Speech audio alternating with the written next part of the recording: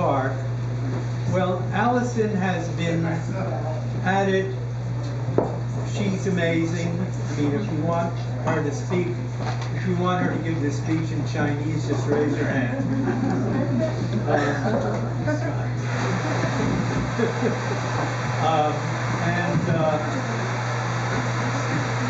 Take it out. Hi everyone. I have not been this nervous to speak actually in the last few weeks, where I've been called upon to do a lot of speaking, I think, for someone who hasn't finished their first film yet. But it's really because I'm incredibly humbled and really grateful. And I think being in this room, until I got here, I didn't think about how everybody here, how so many people I have to be grateful to, because all of you are what makes MUSE, you know, possible, and behind Carl and Kathy and Brian and Jack and the people who help me on a daily basis. That's who I am grateful to every day, but now I just see what incredible people I should be grateful to. So I'm really humbled. And also, since there are no chairs, I'm just going to speak really briefly, but open up to questions in case you do want to stand and listen to me talk about something. You can speak out, and I will. But basically, Weiwei Never Sorry is the documentary film that I have been filming since 2008 and have been in post-production on for the last several months. And it started incredibly organically. I met Weiwei with a camera rolling already, you know, to work on a short video that turned into a good friendship, and him letting me follow him, and, you know, the strength of his character, his charisma, you know, how important and vital he seemed, but more just because he was really a charismatic guy, you know, is what compelled me to hang out with him for a long time.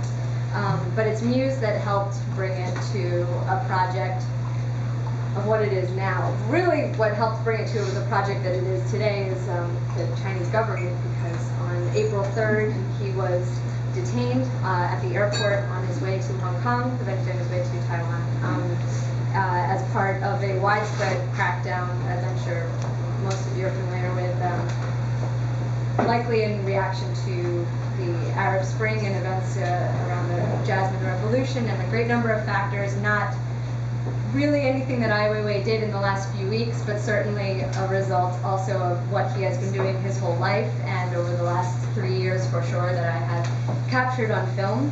And you know, I thought it was funny that this evening started with so much talk about, you know, the 21st century and the power of technology. That is something that is, you know, very present in his life, his philosophy, his artistic practice, and also a big strand in the film.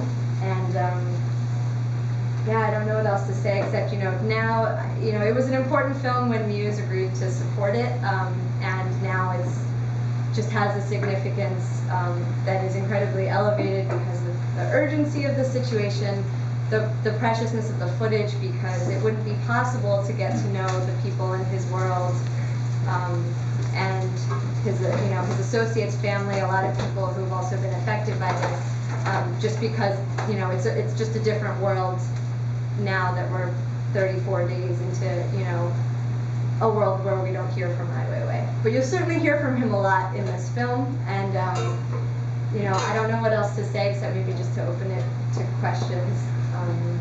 Also, Alison, just to let you guys know, the trailer is playing in the next room, the Weiwei film trailer, which Alison put together if you're interested, along with 4 other clips of MUSE films. Yeah, and you know, that's what we have out in the world is a trailer. We have had a Kickstarter campaign as well that is a crowdfunding tool where we asked for $20,000 to be raised in 60 days. We're about 30-something days in, and we have raised $43,000 because from about 600 people who believe that this is an important project and an important story. And you know, where are you in the process now? This week, Weiwei was supposed to be here for, you know, the Zodiac Heads opening in at the Pulitzer Fountain by the Plaza Hotel, and he was supposed to see the rough cut. We are actually at a rough cut stage, so we're quite far along, but also, like I said, the situation is, you know, it doesn't change with the last 3 years, what happened in the last 3 years, but it changes, you know, how it's going to be viewed in terms of the story. So we're working, we still have some editing to do to sort of put new events in and to, you know, account for how it all, the significance of everything. And I've also been thrown back into filming protests, you know, the opening yesterday, which I was going to film anyway, but it included, you know, Mayor Bloomberg making some incredibly supportive and strong statements, and, you know, 12 artists and sort of art world luminaries reading Ai Weiwei's words out loud. It was incredibly powerful, and at least one of the quotes was from an interview that I did with him, actually, that's part of the footage, because the organizers of the event had, we provided them with that transcript. So, yeah, so right now we're sort of in the rough cut stage and weeks away from finishing, and trying to figure out, you know, how to position it best to get the film out with, you know, the most impact. And there's a lot of interest. I was introduced a couple nights ago by someone as, you know, the director of the, you know, most well-known film that hasn't been finished yet.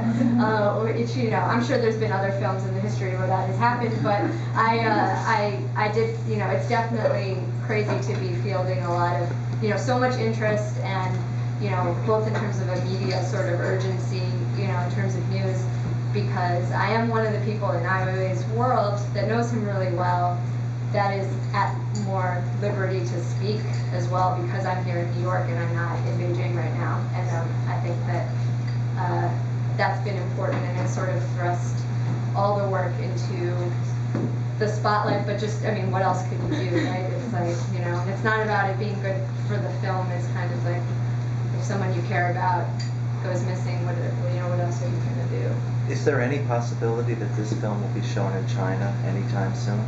We had always planned for a viral distribution of the film, similar to the way that Weiwei distributes his own documentary films, because I don't even think that a museum would, you know, a museum or a gallery would dare to show it, even if they care very much about Ai Weiwei. The truth is, if they're established there, they also care about staying established there. And I'm not editing it with, you know, Chinese censors in mind, obviously. So, and especially now that he is likely going to be labeled a criminal, I don't think that